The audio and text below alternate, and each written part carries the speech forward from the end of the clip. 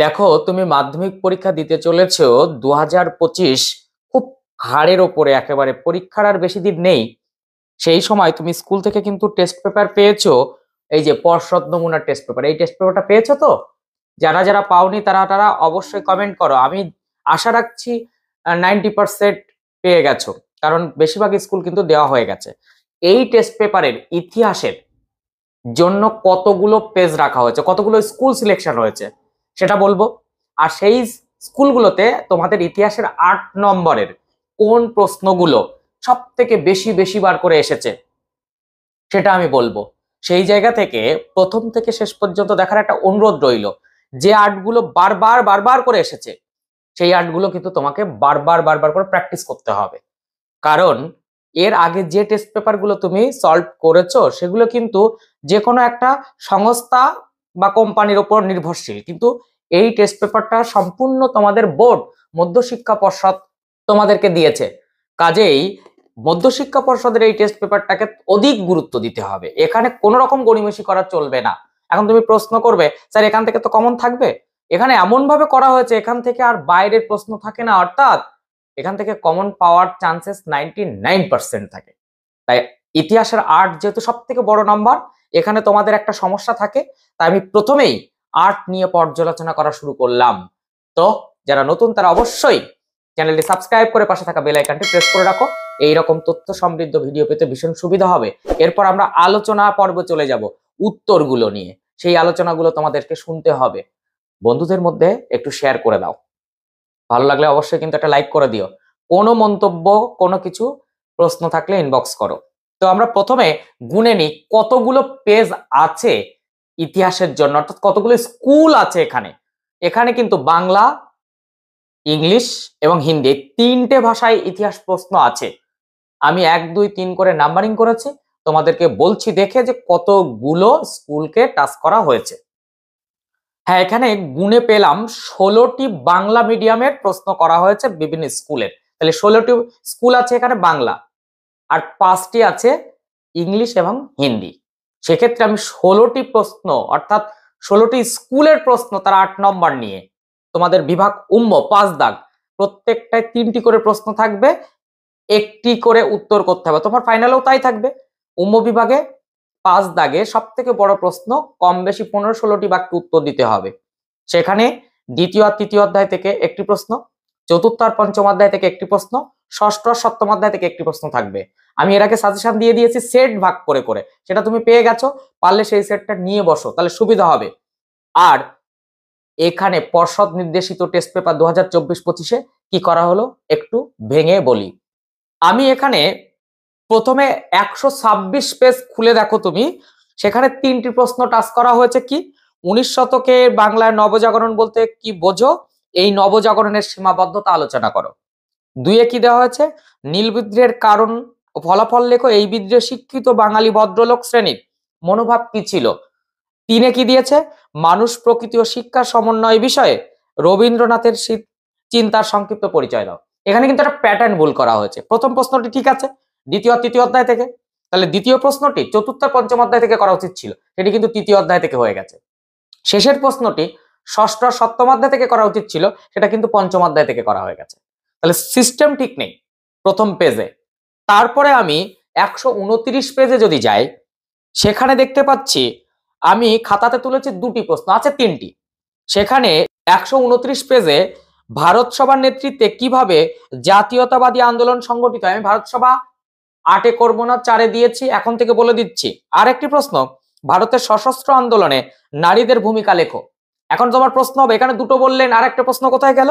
আরেকটি প্রশ্ন ওই আগের পেজে রয়ে গেছে, সেটি হচ্ছে নীল বিদ্রোহের কারণ ও ফলাফল। তাহলে নীল বিদ্রোহের কারণ ও ফলাফল আমি কিন্তু ডাবল পেয়ে গেলাম। আমি শেষে গিয়ে বলবো কোন প্রশ্নগুলো সব থেকে বেশি বার এসেছে, কতবার এসেছে আগে একটু বলে নি। তারপরে 131 পেজে 3টি প্রশ্ন। প্রথম প্রশ্ন, শিক্ষা বিস্তারে প্রাচ্যবাদী ও পাশ্চাত্যবাদী বিতর্ক কি। উচ্চশিক্ষার বিকাশে কলকাতা বিশ্ববিদ্যালয়ের অবদান লেখো।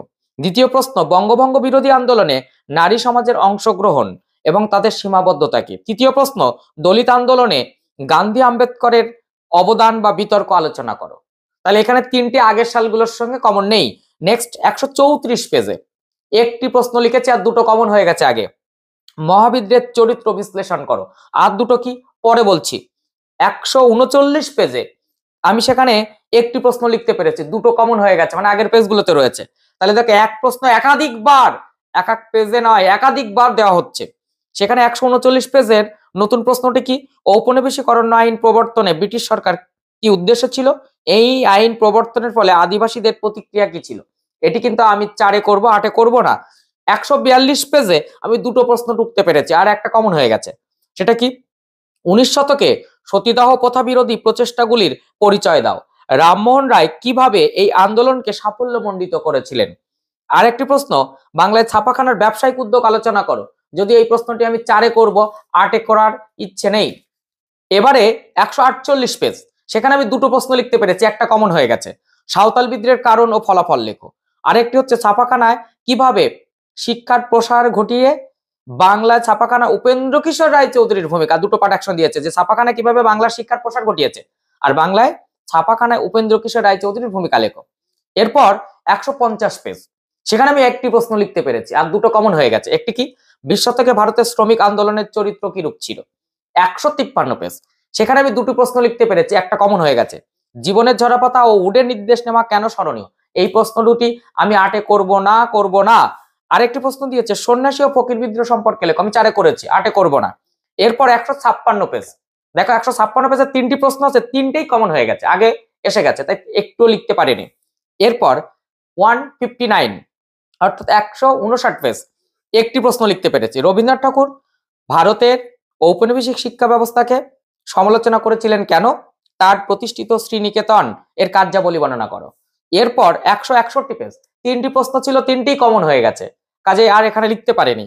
167 পেজ, ভারতে উপনিবেশ বিরোধী আন্দোলনে বামপন্থীদের ভূমিকা আলোচনা করে, একটি লিখতে পেরেছি আর দুটো কমন হয়ে গেছে।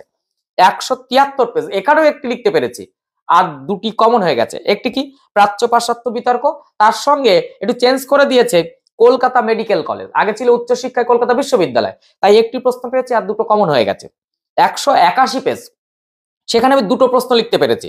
শ্রী রামকৃষ্ণ পরমহংস দেবের সর্বধর্ম সমন্বয়ের মতাদর্শে তুমি কিভাবে ব্যাখ্যা করবে। বিবেকানন্দের ধর্ম সংস্কারের অভিমুখ ব্যাখ্যা করো। যদিও বিবেকানন্দ আগের বছর এসে গেছে বলে করব না, কিন্তু রামকৃষ্ণ পরমহংসদেব করব, তবে 4-এ করব। এরপর ওই 181 পেজে আরেকটি প্রশ্ন, ভারত ছাড়ো আন্দোলনে শ্রমিকদের ভূমিকা, ওর সঙ্গে ওয়ার্কার্স অ্যান্ড পেজেন্ট পার্টি, এই প্রশ্নটি খুবই ইম্পর্টেন্ট। এরপর 184 পেজ, সেখানে একটি প্রশ্ন দুটি লিখতে পেরেছি আর একটি কমন হয়ে গেছে। 1857 সালের বিদ্রোহকে জাতীয় বিদ্রোহ বলা যায় কি, আমি 4-এ করব, 8-এ করব না। জাতীয়তাবাদ বিকাশে লেখায় রেখায় অবদান, তাহলে এটা করব কিন্তু।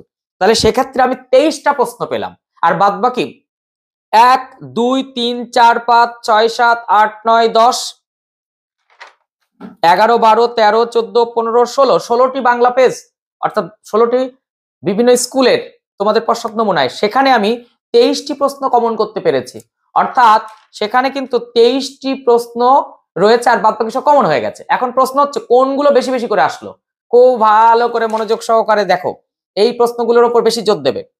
যেমন 19 শতকে বাংলায় নবজাগরণ বলতে কি বোঝো, এই নবজাগরণের সীমাবদ্ধতা দুবার এসেছে, একবার 126 পেজে, একবার 159 পেজে। নীল বিদ্রোহের কারণ ও ফলাফল সব থেকে বেশি বার এসেছে, 6 বার। 126 page, 129 page, 150 page, 159 page, 167 page. এরপর মানুষ প্রকৃতি ও শিক্ষার সমন্বয় বিষয়ে রবীন্দ্রনাথের চিন্তাধারা, এটা 5 বার এসেছে। 126 page, 150 page, 153 page, 167 page, 173 page. এরপর ভারতের সশস্ত্র আন্দোলনে নারীদের ভূমিকা 5 বার এসেছে, 129 পেজে এসেছে, 134, 156, 161, 184। তাছাড়া প্রাচ্য পাশ্চাত্যবাদী বিতর্কের সঙ্গে কলকাতা বিশ্ববিদ্যালয়ে 3 বার এসেছে। বঙ্গভঙ্গ বিরোধী আন্দোলনে নারী সমাজের অংশগ্রহণ 3 বার এসেছে। মহাবিদ্রের চরিত্র প্রকৃতি 4 বার, আর 19 শতকের সতীদাহ প্রথা বিরোধী 2 বার। এর সঙ্গে সন্ন্যাসী ফকির বিদ্রোহ 2 বার। ভারতে উপনিবেশ বিরোধী বামপন্থীদের ভূমিকা, উপনিবেশ বিরোধী আন্দোলনে বামপন্থীদের ভূমিকা 2 বার। তাছাড়া কোনো প্রশ্ন 2 বার আসেনি।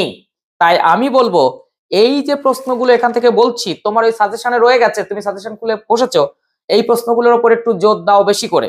এক, নবজাগরণের উপর জোর দেবে, নীল বিদ্রোহের উপর জোর দেবে, মানুষ প্রকৃতি শিক্ষার সমন্বয়ে রবীন্দ্রনাথ জোর দেবে, ভারতের সশস্ত্র আন্দোলনে নারীদের ভূমিকায় জোর দেবে, শিক্ষা বিস্তারে প্রাচ্য পাশ্চাত্যবাদী বিতর্ক তার সঙ্গে কলকাতা বিশ্ববিদ্যালয়ে জোর দেবে, বঙ্গভঙ্গ বিরোধী আন্দোলনে নারী সমাজের অংশগ্রহণ এবং সীমাবদ্ধতা জোর দেবে, মহাবিদ্রের চরিত্র প্রকৃতি জোর দেবে, 19 শতকে সতীদাহ প্রথা বিরোধী প্রচেষ্টা এবং তার সঙ্গে রামমোহন রায় জোর দেবে, ভীষণ করে জোর দেবে ভারতের উপনিবেশ বিরোধী আন্দোলনে বামপন্থীদের ভূমিকা।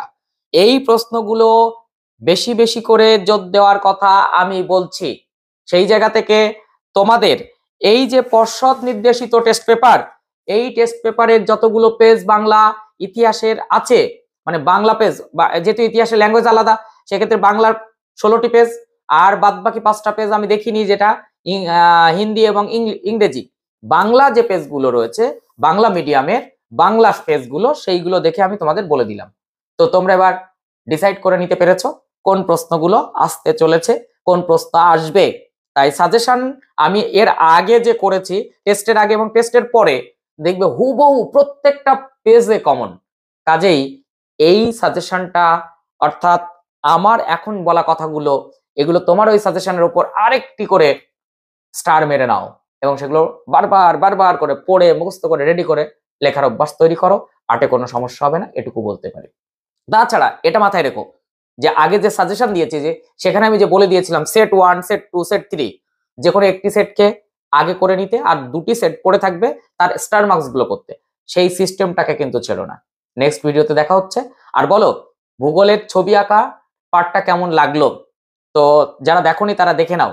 আমি নেক্সট ভিডিওতে কিন্তু ভূগোলের দ্বিতীয় পার্ট ছবি আঁকার, সেখানে হিমবাহ, বায়ু বা বাড়িমণ্ডল, বায়ুমণ্ডল এগুলো করবো, এবং আঞ্চলিক ভূগোলের কিছু ক্ষেত্রে ছবি লাগবে, ভারতের ম্যাপ আঁকতে হবে সহজ পদ্ধতিতে, সেগুলো আমি কিন্তু করব।